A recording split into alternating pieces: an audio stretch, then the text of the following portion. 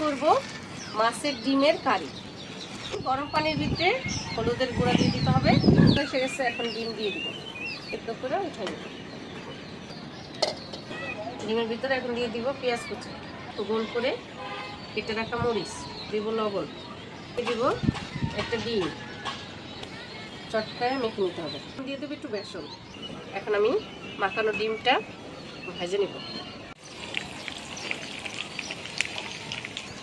সুন্দর কালার হয়েছে, বাদামি কালার হয়ে গেছে এবং ঘ্রাণটাও খুব সুন্দর হয়েছে।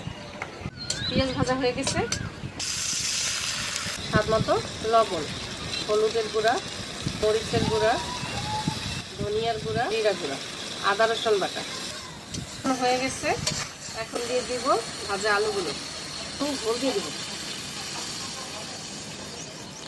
মাছের ডিমটা সেগুলো দিয়ে দিব। এগুলো ফুলে উঠছে।